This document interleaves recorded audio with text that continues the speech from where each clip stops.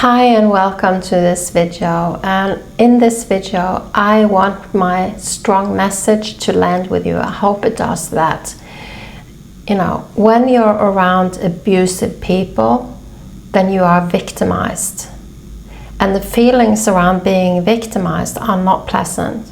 You feel violated, you feel shameful, you feel like something done wrong with you, and so there's a lot of, it stirs up a whole lot inside of us that feels really unpleasant. And if this is also not the first time that you've been victimized, and having a narcissistic mother, it isn't, so then there are plenty of previous occasions that this then can trigger and interfere with and really knock us out. So I just want to normalize that if you are violated, then reacting with feeling this way is really understandable. And I think one of the things as well to say is that sometimes we're so used to being poorly treated and violated, and perhaps we've been that our whole lives. So that means that we're not even aware of what normal relating and healthy relating is actually like, so that our set point in relationships is to be abused. So if you then don't even know that you're being abused, yet you're feeling all of these really painful feelings, what happens then is that we can start to really feel like there are something really wrong with us. And in a narcissistic family, that's the message that we get, that we've got a problem.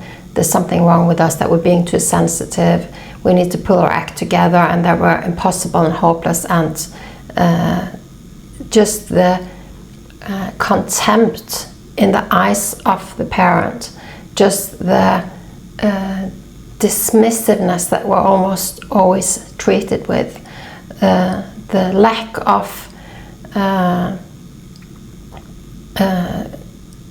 what I've experienced a lot of times is that you ask a question or you show you are supportive or something, and then there's no response to it. So signaling that you're taken for granted, your input isn't valuable, we don't care, and so on. So these are all ways that might not appear that much, might not appear significant, but what I'm trying to tell you in this video is that there's a lot going on that we might be oblivious to when we've grown up in this environment. And a lot of my work as a therapist has been to actually see the whole picture and really help people see that their actions are actually normal, and that they've got no reason to feel bad about themselves, but in fact it's a normal response to feel bad about oneself. But actually there's someone who isn't feeling the shame that they should about how they're treating others, and that is why you are left with it to pick it up. But just in speaking of this is a way to demonstrate to you that we can unshame ourselves, we can take our power back, we can speak the truth, and we can place the dysfunction where it belongs. So it's completely normal to feel shameful if someone has shamed you. It's completely normal to feel violated and angry and frustrated, or even if you don't feel that, perhaps you just shut down and fawn and go along with something. That's normal when you have been treated this way many times, and the only way that was safe for you was to react to this pattern. But I still want you to know that these patterns are not your destiny. These patterns come with the trauma that you've had, the way you are treated. Being treated in a way where it's implied that you're not valuable, you don't matter, you don't need to be respected, we laugh at you, we ridicule you, we step on you, and so on. But when it's by your narcissistic mother, potentially also the family system, because she set the whole family system up like this, then then it's normal to feel that this is the truth. And that is the sad reality of people growing up like this and carrying it around with themselves into new relationships for years and years and years. So what I want to tell you is that, how do you heal from this? This video is one example of a small piece that I want to offer you, that you can see that your actions are normal. And if you are, perhaps when you also look at more videos, you can recognize things in your own life that have seemed normal to you, and realize that they were in fact not normal, but they were dysfunctional and not how people should be treated, and so that you can see the dysfunction clearer, thereby releasing it from yourself. But there is another part of the healing process. It's not all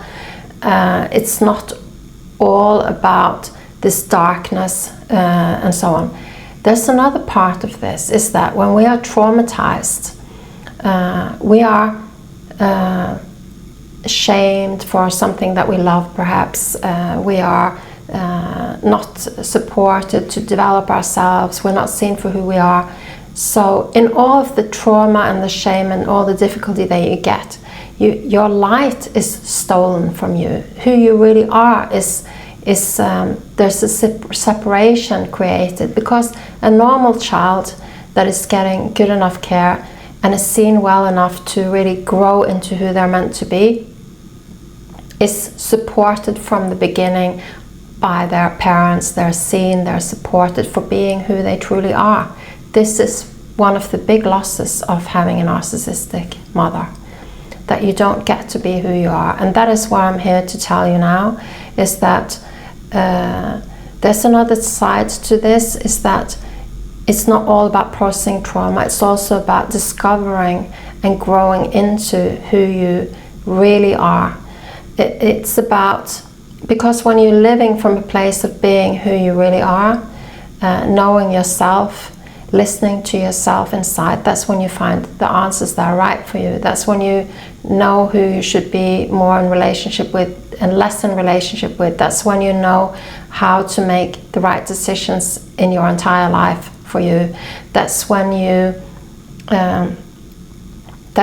set the course to a destination of more light, more true connection, better relationships, more happiness, and a deep sense of purpose. So how do you do that?